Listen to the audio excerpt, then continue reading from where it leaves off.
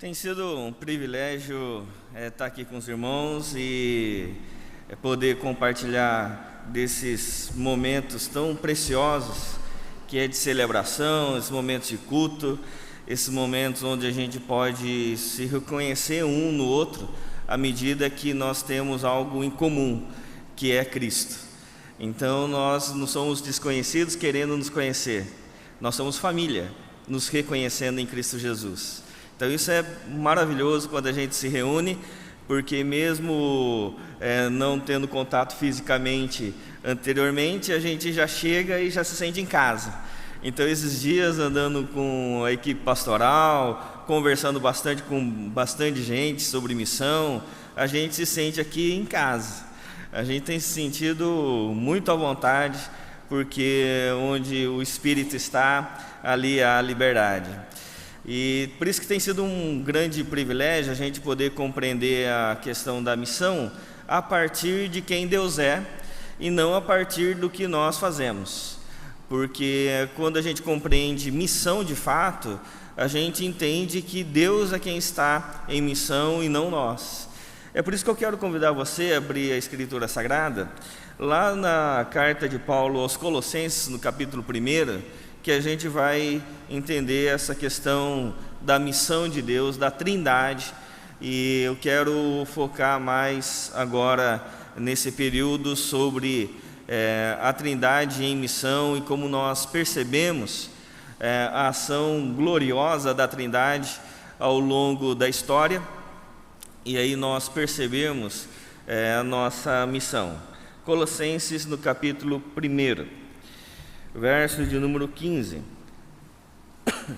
A Escritura Sagrada vai nos dizer assim: Ele é a imagem do Deus invisível, o primogênito sobre toda a criação. Pois nele foram criadas todas as coisas, nos céus e na terra, as visíveis e as invisíveis. Sejam tronos ou soberanias, poderes ou autoridades, todas as coisas foram criadas por ele e para ele. Ele é antes de todas as coisas, e nele tudo subsiste. Ele é a cabeça do corpo, que é a igreja.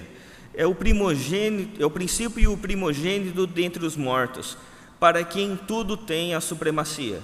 Pois foi do agrado de Deus que nele habitasse toda a plenitude, e por meio dele reconciliasse consigo todas as coisas, tanto as que estão na terra quanto as que estão nos céus, estabelecendo a paz pelo seu sangue derramado na cruz. Antes vocês estavam separados de Deus e na mente de vocês eram inimigos por causa do mau procedimento de vocês.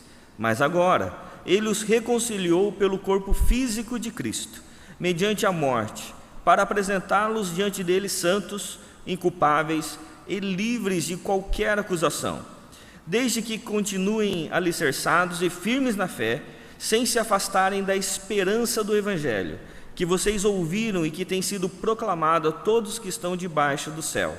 Esse é o Evangelho, do qual eu, Paulo, me tornei ministro.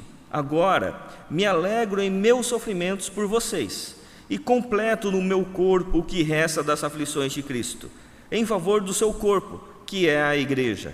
Dela me tornei ministro, de acordo com a responsabilidade por Deus a mim atribuída, de apresentar-lhes plenamente a palavra de Deus, o mistério que esteve oculto durante épocas e gerações, mas que agora foi manifestado a seus santos. A ele quis Deus dar a conhecer entre os gentios a gloriosa riqueza deste mistério, que é Cristo em vocês, a esperança da glória. Amém. É importante a gente compreender que quando a gente fala sobre missão, sobre convocação, a gente, com relação à igreja, a gente não está tratando de uma competência, uma tarefa que nós precisamos desempenhar diante da sociedade ou diante das pessoas. Na realidade, nós estamos falando de uma natureza que nós precisamos manifestar diante de todo o mundo, manifestando uma natureza que é a da Trindade. É por isso que, à medida que a Escritura Sagrada foi sendo revelada, a Trindade foi sendo também revelado ao longo da história, porque há um padrão na Escritura Sagrada que Deus revela primeiramente a si mesmo, depois revela o que Ele faz. Deus revela quem nós somos, para depois falar sobre o que nós devemos fazer. É por isso que na Escritura Sagrada, os primeiros versos e os últimos versos da Bíblia tratam da Trindade. Nos 3 primeiros versos da Escritura Sagrada, a Bíblia vai dizer, nos 3 primeiros versos, sobre o Pai, o Espírito e o Filho. Vai dizer no verso 1 que Deus criou os céus e a terra. O verso 2, que o Espírito de Deus pairava sobre a face das águas. E o verso 3 vai falar que disse Deus, haja luz. E a gente sabe que esse disse Deus é a segunda pessoa da Trindade, é Jesus, porque lá no Evangelho de João, no capítulo 1, isso é revelado. Vai dizer assim, que no princípio era o Verbo estava com Deus, e o Verbo era Deus. Ou seja, toda a Trindade envolvida na criação. Mas também, quando a gente vai na continuidade do texto no Antigo Testamento, ele se revela como Trindade, lá em Deuteronômio, no capítulo 6, quando fala o único Deus. O termo lá é Errad, que é diferente de Yahid, porque o Errad é um único de muitos, é um único diverso, é como mais ou menos uma mexerica, né, que tem uma unidade, mas com gomos, diferente de Yahid, que seria como uma maçã, é um objeto único. Então Deus sempre se revela na multiplicidade. Mateus, no capítulo 3, vai dizer que no início do ministério de Jesus, a Trindade é quem está junto com o Senhor Jesus. Jesus está sendo batizado, vem uma voz que é o do Pai, falando no Filho em quem Ele se compraz, e o Espírito Santo em forma de pomba. Nas cartas paulinas, as várias cartas paulinas, ele começa com a Trindade. Então, na carta aos Romanos, na carta aos Efésios, na carta aos Colossenses e na carta aos Tessalonicenses, o primeiro capítulo ele vai falar exclusivamente da Trindade. Só para exemplificar, vamos abrir lá em Efésios, no capítulo 1, um texto que eu considerei ontem à noite, para mostrar como que é o padrão aqui, porque Efésios ele está um pouco mais claro. Ele fala a pessoa da Trindade, o que faz e por que faz. Em Efésios, no capítulo 1, o verso 3 vai dizer assim: bendito seja o Deus e Pai de nosso Senhor Jesus Cristo. Então está falando da primeira pessoa da Trindade, o Deus Pai. O que Ele faz?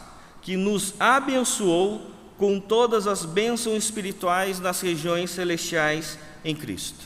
Então, o que o Pai faz a nós? Nos abençoa. Ele vai nos abençoar ou já nos abençoou? Já nos abençoou. É por isso que quando a gente vem à igreja, a gente não vem à igreja para buscar bênçãos. A gente vem à igreja para ter a consciência do quão abençoados nós já somos. Amém? Que já somos abençoados. E qual a razão disso? O verso 6: para o louvor da sua gloriosa graça, a qual nos deu gratuitamente no amado. Então, a razão pela qual Deus nos abençoa é para o louvor da sua gloriosa graça. A partir do verso 7, começa a falar da segunda pessoa da Trindade, de Jesus. Nele temos a redenção por meio do seu sangue, o perdão dos pecados, de acordo com as riquezas da graça de Deus. Então, em Cristo Jesus, nós temos a redenção pelo sangue. Qual a razão? Verso 12: a fim de que nós, os que primeiro esperamos em Cristo, sejamos para o louvor da sua glória. E aí, a partir do verso 13, vai falar da terceira pessoa da Trindade.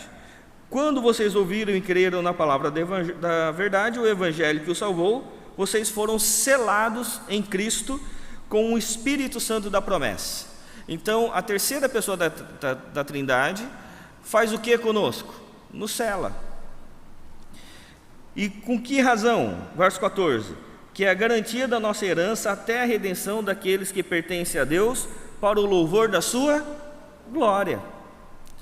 Então a Trindade se revela nos abençoando, nos redimindo e nos selando, para que todos nós sejamos para o louvor da glória de Deus. Em Apocalipse, lá no começo, mas eu quero só ler o texto final, no capítulo 22, último capítulo do texto de Apocalipse, o texto vai dizer assim, a partir do verso 16, vai dizer assim: Eu, Jesus, enviei o meu anjo para dar a vocês esse testemunho concernente à igreja. Eu sou a raiz e o descendente de Davi e a resplandecente estrela da manhã. Então, é a segunda pessoa da Trindade, Jesus. Aí o verso 17: O Espírito e a noiva dizem: Vem, e todo aquele que ouvir diga: Vem. Quem tiver sede, venha, e quem quiser, beba de graça da água da vida. Declaro a todos que ouvem as palavras da profecia deste livro: se alguém lhe acrescentar algo, Deus lhe acrescentará as pragas descritas neste livro. E se alguém tirar alguma palavra deste livro de profecia, Deus tirará dele a sua parte na árvore da vida e na cidade santa, que são descritas neste livro. Aquele que dá testemunho dessas coisas diz: Sim, venho em breve. Amém, vem Senhor Jesus. A graça do Senhor Jesus seja com todos. Amém. Então, é importante a gente compreender que a Bíblia, ela começa as suas primeiras palavras e termina nas suas últimas palavras falando de quem? Da Trindade. Porque a Bíblia Sagrada é para revelar quem Deus é. Porque à medida que a gente percebe quem Deus é, nós vamos perceber quem nós somos, porque fomos criados à imagem e semelhança de Deus. É por isso que Calvino, nas Institutas, a grande obra de Calvino, ele vai dizer o seguinte, que à medida que a gente conhece mais a Deus, a gente conhece mais a nós mesmos. À medida que a gente conhece mais a nós mesmos, a gente vai conhecer mais a Deus. Porque à medida que a gente vai percebendo essas coisas, então a gente percebe que a Escritura Sagrada fala de Deus e não de nós. Deus está querendo revelar ao mundo quem Ele é e não quem nós somos. Nós vamos revelar quem nós somos à medida do fato de que Deus é em nós. Então nós, como igreja, nós temos uma tarefa, uma missão de revelar ao mundo quem Deus é. É por isso que muitas pessoas incorrem no erro de achar que eles precisam revelar a sua identidade ao mundo, sendo que na realidade é a identidade e a natureza de Deus que forma e transforma a nossa natureza. E agora, à medida que nós empenhamos a nossa energia, os nossos afazeres, nós nos empenhamos na profissão que Deus nos deu, nós estamos lá não para mostrar o quão competentes nós somos, mas para revelar a natureza de Deus em nós. E quando a Trindade revelou e materializou a identidade da Trindade, Ele foi revelado em Cristo. E é por isso que no texto de Colossenses, que nós lemos, vai dizer que Ele, Cristo, é a imagem do Deus invisível, o primogênito sobre toda a criação, pois nele foram criadas todas as coisas nos céus e na terra, as visíveis e as invisíveis. Irmãos, quando Cristo se revelou a nós, Ele se revelou a nós em poder ou em amor? Em amor, abrindo mão de todo o poder, mesmo sendo todo poderoso, Cristo Em Jesus sempre se revelou em amor e não em poder. Ele nasceu numa manjedoura, cresceu as pessoas comuns da Galileia, um lugar que era marginalizado na época. Ele andou sempre com as pessoas comuns. Quando ele ia conversar com alguém que tinha poder, ele denunciava o uso do poder para a promoção da injustiça. O Senhor Jesus deu-se a si mesmo como sacrifício, e mesmo podendo parar tudo, parar o sofrimento que ele estava passando, ele não parou. Ele aceitou a cruz, para que, à medida que ele se revelasse como um Deus de amor, ele não usasse o poder para exercer a sua vontade, mas ele mostrasse todo o amor para exercer a vontade do Pai. Amém?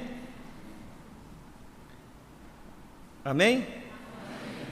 Por exemplo, quando Jesus foi tentado por Satanás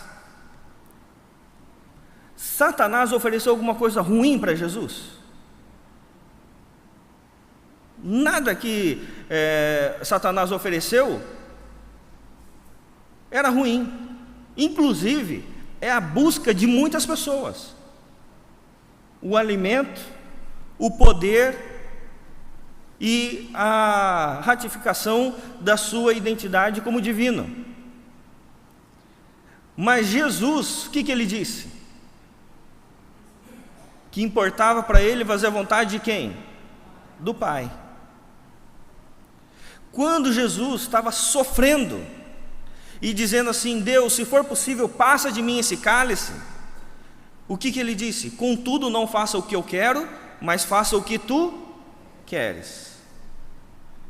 É por isso que, à medida que a gente compreende que o Deus Todo-Poderoso, invisível, se materializou e tomou visibilidade como um Cristo, é para que agora nós entendêssemos a nossa natureza.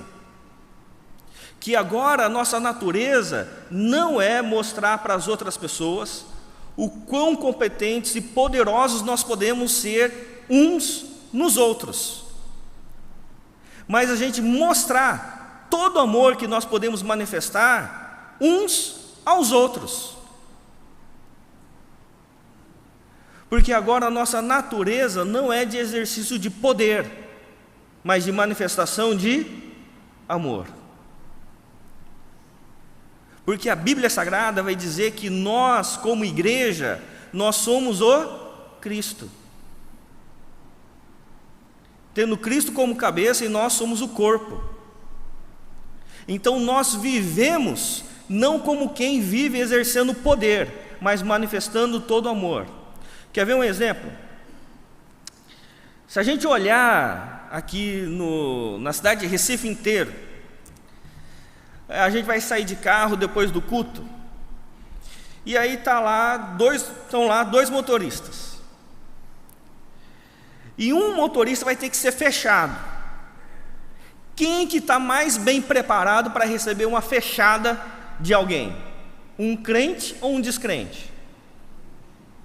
Quem que não vai ficar aborrecido? Não vai ficar amargurado, não vai buzinar, vai abrir o ouvido, xingar o outro? Quem, irmãos? O crente. Mas lógico que é o crente. Aí o crente para no restaurante. Quem que está mais bem preparado para ser atendido por aquele garçom que trabalhou o dia inteiro, está louco para ir embora para casa?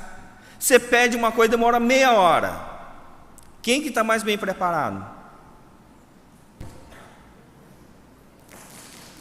Quem, irmãos? O crente.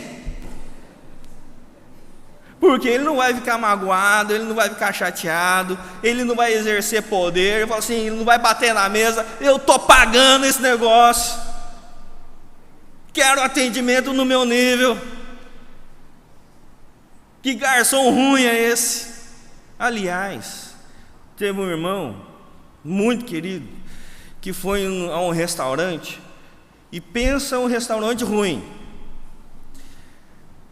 Ruim, atendimento ruim, comida ruim, aquele negócio ruim, e aí ele, preço caro, e ele falou assim: não, tá ruim o negócio, eu vou ter que conversar com o dono. Aí ele chamou o dono do restaurante e falou assim: olha, sua comida é ruim, seu atendimento é ruim, seu preço não condiz com o que você entrega. Eu posso te ajudar? E o dono falou assim: mas como? Ele falou assim: não, eu conheço alguns amigos, eu sou gestor, eu posso ajudar você a melhorar o seu restaurante.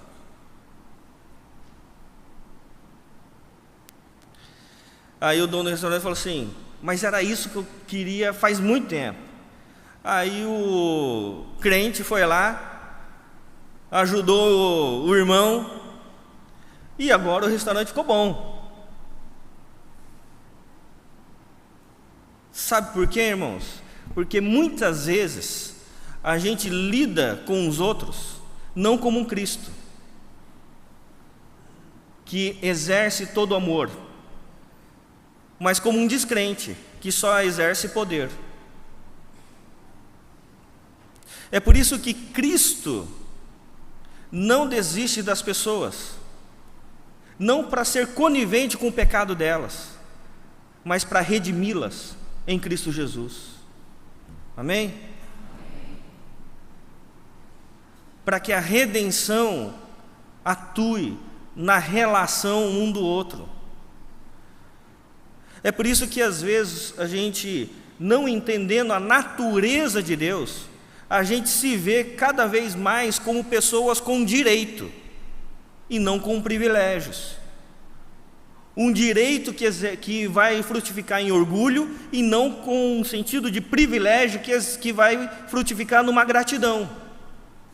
É por isso que, à medida que a gente vai vivendo o conceito de igreja, quanto mais tempo a gente está na igreja, quanto mais recebemos de Deus, maior a nossa consciência de dívida. Porque a gente já recebeu muito de Deus. Então, quanto mais tempo uma pessoa está na igreja, maior o cargo dessa pessoa dentro da comunidade, ela fica mais orgulhosa ou mais humilde? Mais humilde. Porque ela percebe que ela recebeu muito de Deus e agora ela é devedora de todos. Como Paulo vai dizer. Amém? Amém? Amém? Graças a Deus. É por isso que o Paulo, no texto que nós lemos, ele vai dizer algo extremamente importante para nós. Ele vai dizer no verso 24: agora, com a consciência que eu não exerço a minha natureza, mas exerço a natureza de Cristo, a natureza de Deus, agora eu consigo. Agora eu me alegro em meus sofrimentos por vocês. Como é possível alguém se alegrar no sofrimento?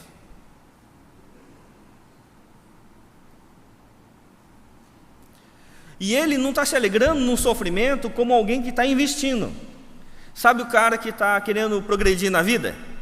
Ele fala assim: não, eu vou sofrer aqui, vou pagar o preço, né, e vou sofrer aqui esses anos aqui, mas para que no outro ano, lá na frente, eu colha. Então é o cara que sofre com alegria, mas na expectativa de se beneficiar. Paulo não está dizendo isso. Ele vai dizer assim: agora eu me alegro por vocês. Ele não está se alegrando por aquilo que ele vai colher. Ele se alegra nos sofrimentos pelos outros. E ele vai dizer assim: e completo no meu corpo o que resta das aflições de Cristo, em favor do seu corpo, que é a igreja. Você já viu alguém reclamando da igreja porque a igreja tem problema? Nunca. Graças a Deus. Aqui em Recife não tem problema não. Já viu alguém reclamando que a igreja tem problema? Mas lógico que tem problema. Onde que há um lugar em Recife que alguém pode trazer problema que ninguém fica magoado? Ninguém fica chateado, ninguém fica ressentido. Falou, lá vem um problemático, um doente. Qual é o lugar que a gente vai cuidar de quem tem problema? Aonde, irmãos? Aqui. E a gente vai cuidar não como alguém que vai prestar um serviço para depois cobrar um direito. O nosso privilégio já é do cuidado. Então a gente não cobra mais nada. Amém? Porque agora nós nos alegramos no sofrimento por vós, pela igreja.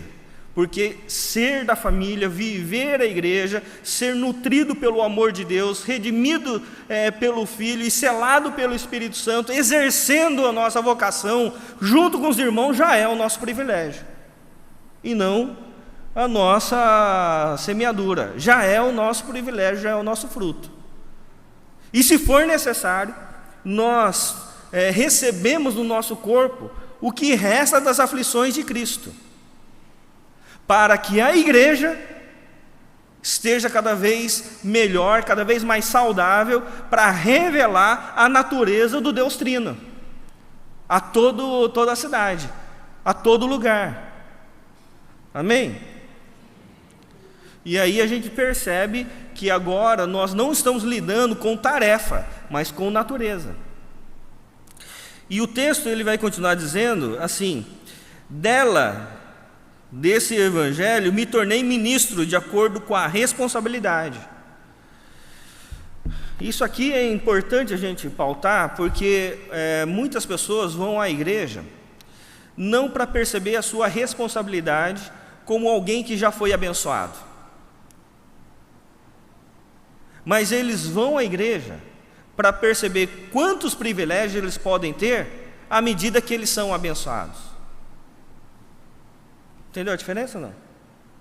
Não. É assim, muitas pessoas vão à igreja para serem abençoados. E na consciência, na busca de serem abençoados, eles perceberem o quanto de tarefa que eles precisam empenhar para convencer Deus de que eles merecem serem abençoados. Então, para que eles convençam Deus de que eles são dignos de serem abençoados, então eles cumprem um monte de tarefa. Eles vão à igreja, porque Deus gosta de escutar música, eles dão dinheiro, porque Deus gosta de dinheiro, e aí eles vão julgando Deus à medida deles. Estão entendendo ou não? E aí eles vão à igreja, fazem tudo certo, com o motivo errado. Mas quando a gente entende a fé, então a gente não vem à igreja para ser abençoado.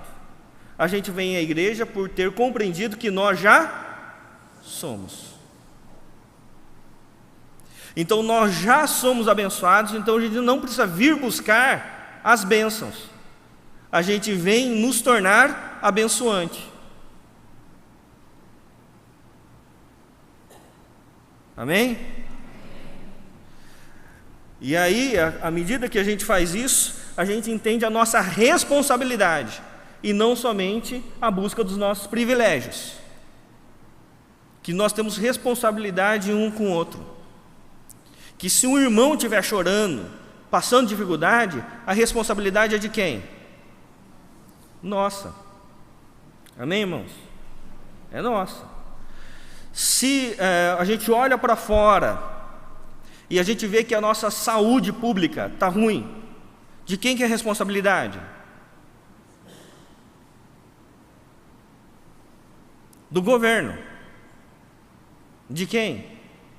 nossa, da igreja.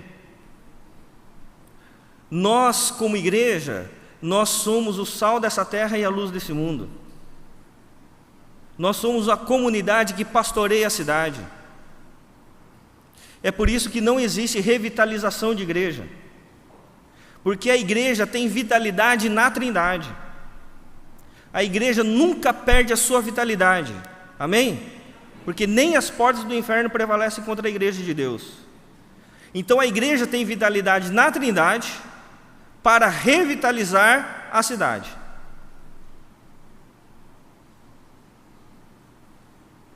E a igreja, nós, assumindo a nossa responsabilidade como sacerdotes nessa terra, nós saímos para ser homens e mulheres de soluções para essa cidade.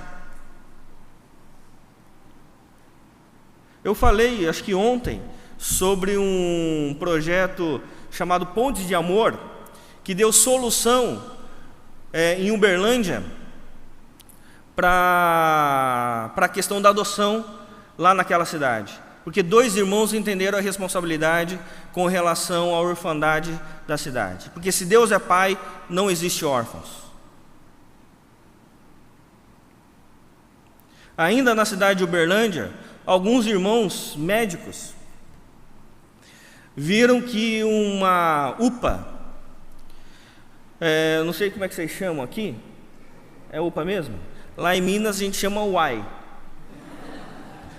E aí tinha um UAI lá muito ruim, e aí alguns médicos, gestores, economistas, juristas, formaram um conselho da igreja e foram ajudar a dar soluções para a saúde da cidade.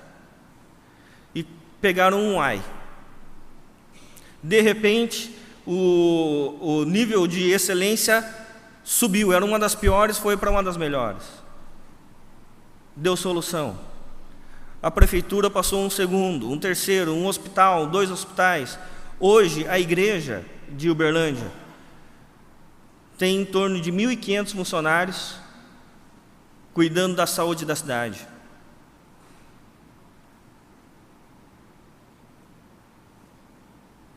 A gente lá cuida de 80% da saúde pública da cidade. Porque a gente assumiu a nossa responsabilidade.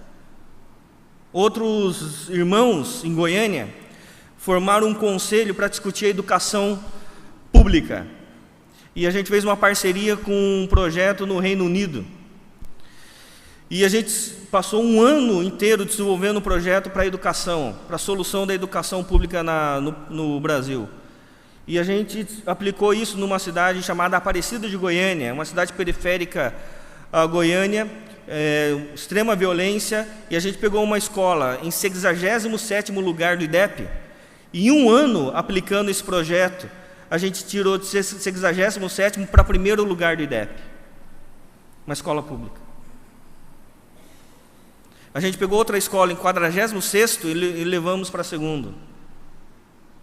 Esse mês a gente ganhou um prêmio em Tóquio, pela Unesco, de melhor projeto na área da educação da América Latina. Por quê? Porque a igreja assumiu a sua responsabilidade, se tornou um Cristo. Amém? E ele vai dizer assim: o mistério que esteve oculto durante épocas e gerações, mas que agora foi manifestado a seus santos. A ele quis Deus dar a conhecer entre os gentios a gloriosa riqueza deste mistério. Qual é a gloriosa riqueza deste mistério? Que é Cristo em vós, a esperança da glória. Irmãos, nós somos essa esperança da glória. Num mundo marcado por corrupção, por violência como a nossa sociedade está marcada, só há uma esperança. Não é na política. É aonde, irmãos? Na igreja. Que revela a natureza de Deus, chamando todos para viverem um evangelho não de benefícios, mas de responsabilidade, não de infantilidade buscando bênçãos, mas de maturidade, manifestando o fato de nós sermos abençoantes. E à medida que a gente compreende esse evangelho, então a missão